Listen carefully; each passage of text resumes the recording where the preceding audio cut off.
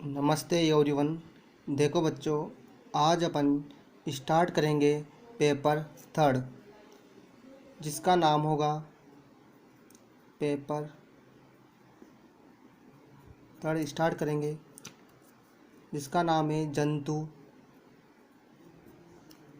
पारिस्थितिकी एवं जैव सांख्यिकी। पेपर थर्ड होगा जिसका नाम होगा जंतु पारिस्थितिकी एवं जैव सांख्यिकी, यानी कि animal ecology and bio statics पढ़ेंगे अपन इसमें। तो इसके अंतर्गत एनिमल इकोलॉजी और बायो स्टैटिक्स यानी जैव सांख्यिकी के बारे में पढ़ना होगा। तो इसमें अपन स्टार्ट करते हैं यूनिट फर्स्ट। यूनिट फर्स्ट के अंतर्गत चैप्टर फर्स्ट स्टार्ट करेंगे। इस चैप्टर का नाम होगा इन्वायरमेंटल फैक्टर, यानी कि वातावरणीय कारक। वातावरणीय कारक।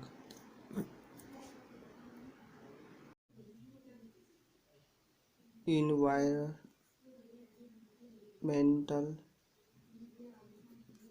फैक्टर। Environmental factor. तो देखते हैं अपन वातावरणीय जो कारक। वातावरण में निम्न दो प्रकार के फैक्टर पाए जाते हैं, यानी कि एबायोटिक फैक्टर व बायोटिक फैक्टर। तो देखते अपन फर्स्ट एबायोटिक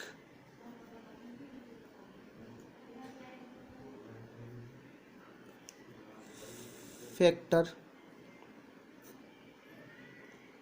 इस एबायोटिक फैक्टर के अंतर्गत देखेंगे अपन फिजिकल फैक्टर व केमिकल फैक्टर।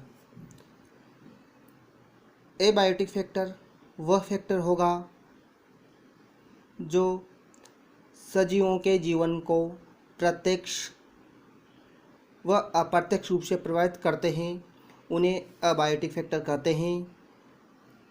दो प्रकार के होते हैं।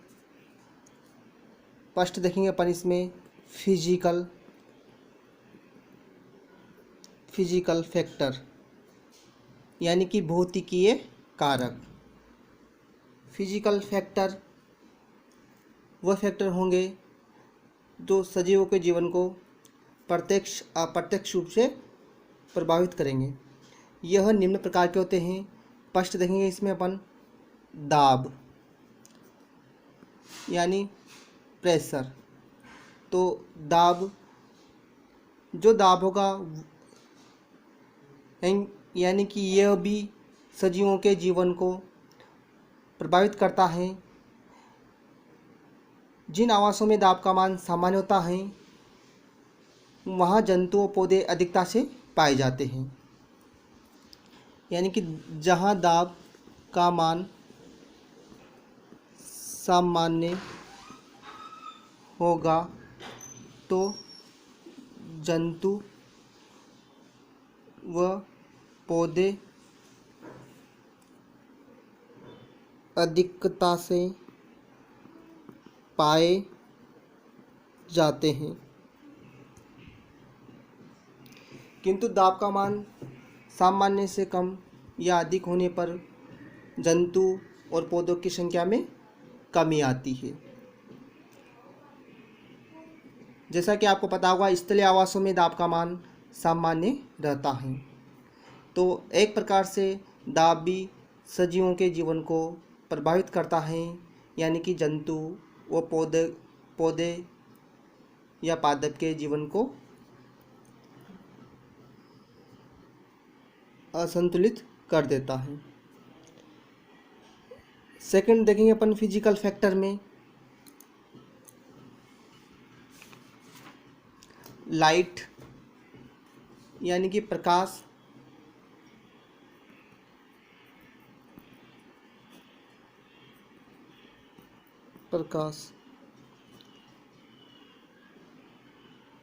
लाइट भी सजीवों के जीवन को प्रत्यक्ष व अप्रत्यक्ष रूप से प्रभावित करती है। तो लाइट में अपन फर्स्ट इफेक्ट देखेंगे पिगमेंटेशन यानी कि वर्णकता पर प्रभाव। वर्णकता पर प्रभाव।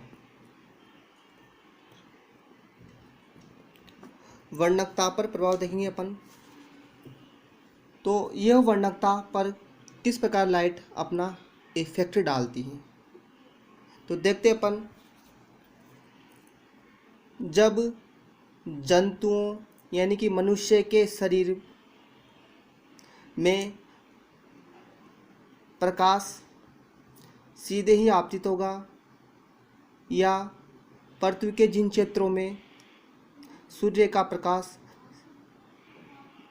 वहाँ पर रहने वाले व्यक्तियों की त्वचा पे पड़ेगा, तो मनुष्य की जो त्वचा होगी उस त्वचा में पाई जाती है।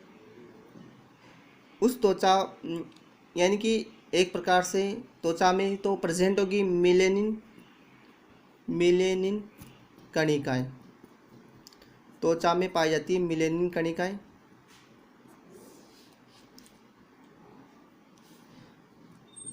त्वचा में प्रेजेंट होगी मिलेनिन कणिकाएं। और आपको पता होगा, मैंने बताया था आपको कि पीयूष ग्रंथि द्वारा MSH हार्मोन का स्त्राव होता है यानी कि मिलेनिन स्टिमुलेटिंग हार्मोन। यह MSH हार्मोन ही मिलेनिन कणिकाओं की संख्या बढ़ाता है। और इस हार्मोन की अधिकता कब होगी? अधिक प्रकाश जब मनुष्य की त्वचा के संपर्क में आएगा तो MSH का स्त्राव बढ़ेगा। MSH का स्त्राव कौन बढ़ाएगी? पीयूष ग्रंथि यानी कि मिलेनिन स्टिमुलेटिंग हार्मोन। अब जैसे इसका स्त्राव बढ़ेगा तो त्वचा में मिलेनिन कणिकाओं की संख्या बढ़ेगी, और जितनी अधिक मिलेनिन कणिकाएं होंगी उतना अधिक त्वचा का रंग गहरा होगा यानी कि व्यक्ति क्या होगा? काला होगा। और जिन व्यक्तियों में मिलेनिन कणिकाओं की संख्या कम होगी उन व्यक्तियों में त्वचा का रंग हल्का होगा यानी कि वह गोरे होंगे। तो एक प्रकार से वर्णकता पर भी प्रकाश का प्रभाव देखा जाता है। उपापचय क्रियाओं पर प्रभाव। उपापचय क्रियाओं पर प्रकाश का प्रभाव देखा जाएगा क्योंकि सामान्य प्रकाश में उपापचय क्रियाएं अधिक होगी,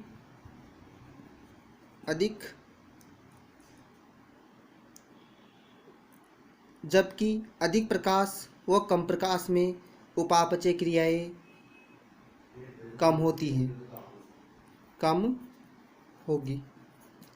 जब सामान्य प्रकाश होगा तो अधिक होगी, जब सामान्य से कम या अधिक प्रकाश में उपापचय क्रियाएं कम हो जाती हैं। इस प्रकार प्रकाश का प्रभाव उपापचय क्रियाओं पर भी देखा जाता है। अगला प्रभाव जो होगा C, वृद्धि पर प्रभाव। वृद्धि पर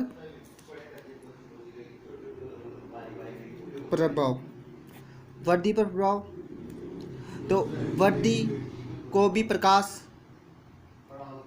प्रभावित करता है। जब उपापचय क्रियाएं अधिक होती हैं तो सजीवों की संरचनात्मक व क्रियात्मक वृद्धि दर भी अधिक होगी, और उपापचय क्रिया कम होने पर उनकी वृद्धि दर भी कम हो जाती है। इस प्रकार वृद्धि पर भी एक प्रकार से प्रकाश का प्रभाव देखा जाता है। अगला प्रभाव देखेंगे अपन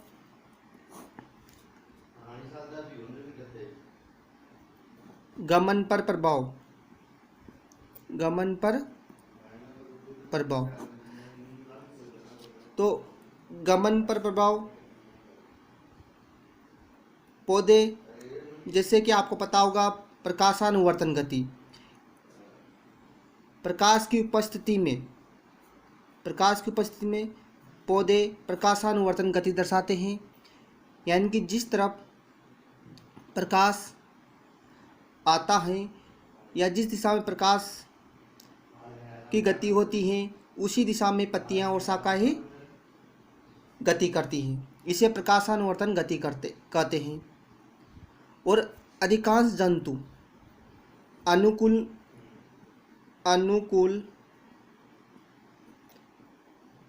महसूस तभी करेंगे जब सामान्य प्रकाश होगा।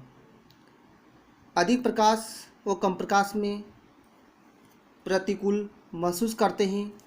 कहने का मतलब सामान्य प्रकाश में जंतु पॉजिटिव रेस्पॉन्स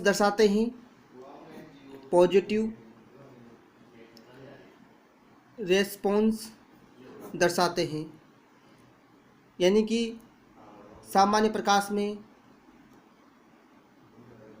अधिक क्रियाशील रहेंगे, जबकि सामान्य से कम या अधिक प्रकाश होने पर जंतु नेगेटिव रेस्पॉन्स दर्शाते हैं।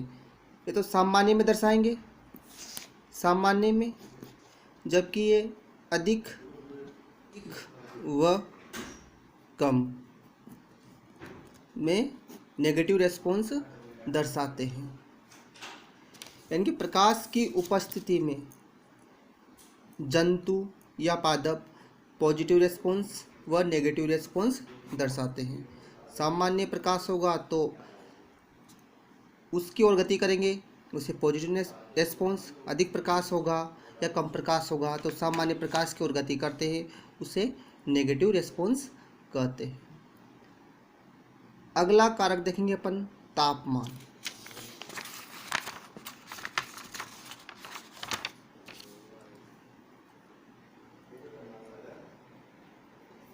तापमान ऊष्मा रूपी ऊर्जा को ताप कहते हैं, और तापमान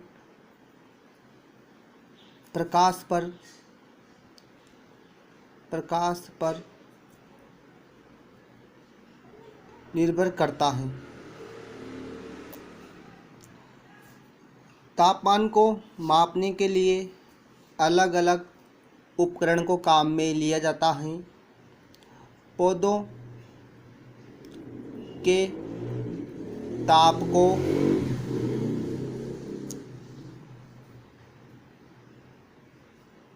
ताप को मापने के लिए विद्युत युग्म या थर्मोकपल को काम में लिया जाता है। मृदा के ताप को मापने के लिए मृदा तापी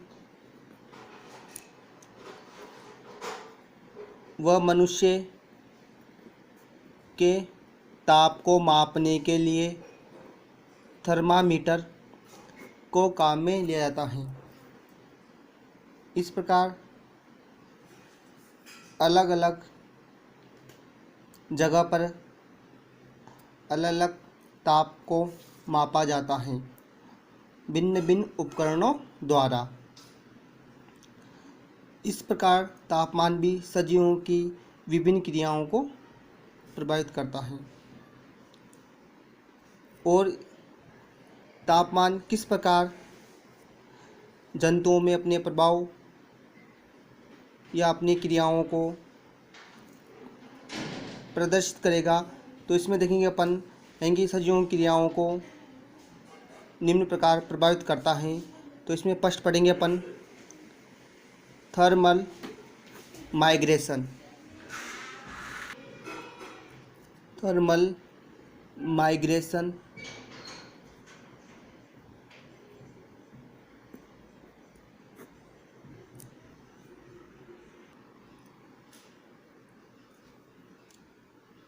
थर्मल माइग्रेशन की वजह से जंतु भी गति करते हैं या एक स्थान से दूसरे स्थान पर पहुंचते हैं या माइग्रेशन दर्शाते हैं। अमीबा व पैरामीशियम,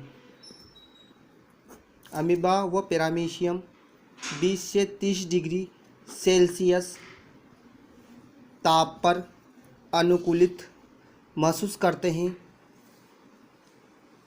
यानी कि पॉजिटिव रेस्पॉन्स दर्शाते हैं।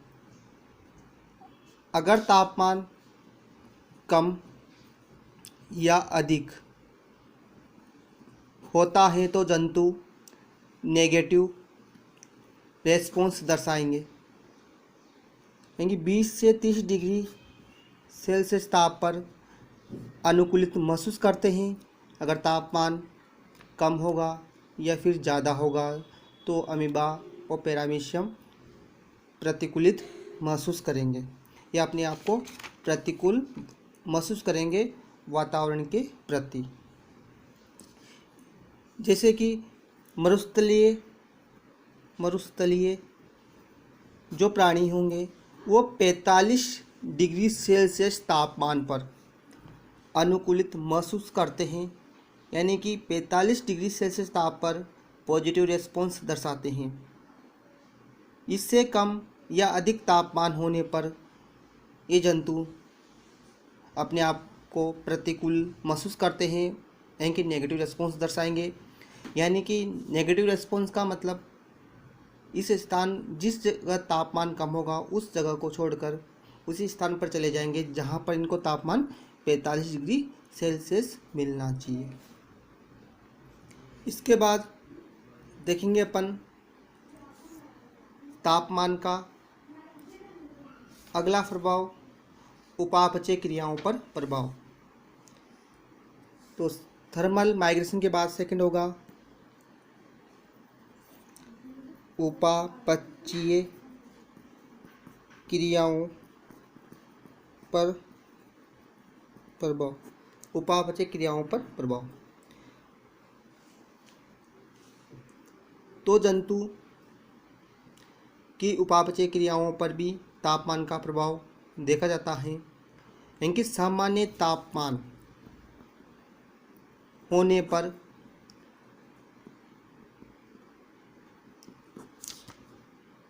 उपापचय क्रियाएं अधिक होगी। तापमान सामान्य से कम या अधिक होने पर उपापचय क्रियाएं कम हो जाती हैं। तो सामान्य तापमान पर अधिक उपापचय क्रियाएं दर्शाते हैं जंतु। सेकंड देखेंगे अपन सी देखेंगे थर्ड, वृद्धि पर प्रभाव, यानी कि वृद्धि पर प्रभाव।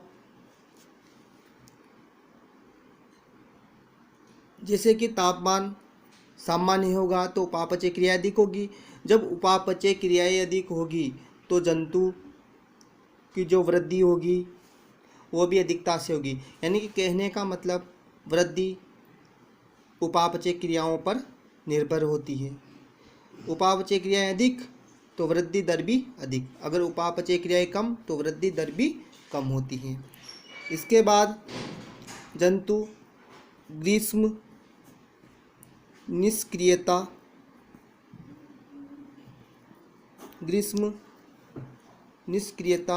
व शीत निष्क्रियता। तो अगला जो तापमान की वजह से प्रभाव देखा जाता है वो ग्रीष्म निष्क्रियता व शीत निष्क्रियता। इस लक्षण को वर्ग एम्फीबिया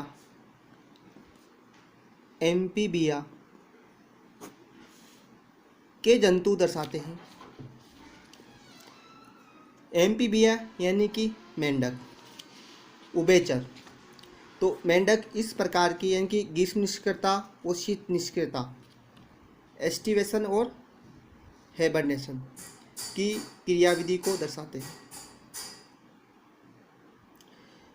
इसका मतलब होता है अत्यधिक गर्मी,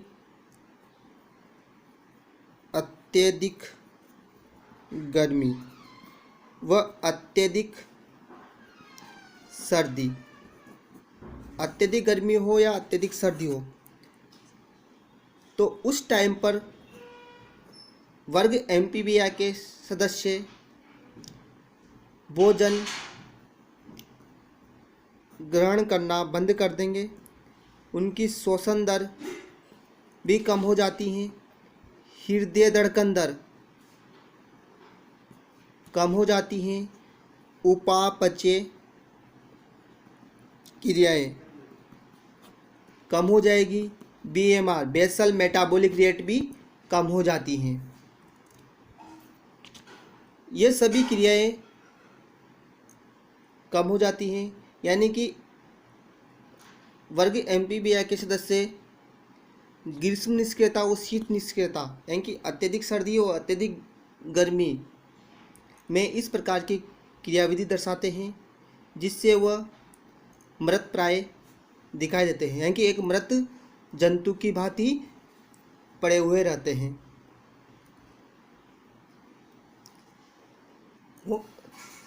लेकिन वह जीवित अवस्था में होते हैं, लेकिन मृत जंतु के समान दिखाई देते हैं। और फिर जैसे ही सामान्य तापमान होगा तो उस दौरान वह वापिस सामान्य व्यवहार दर्शाने लग जाते हैं, यानी कि अनुकूल मौसम में सामान्य व्यवहार करते हैं।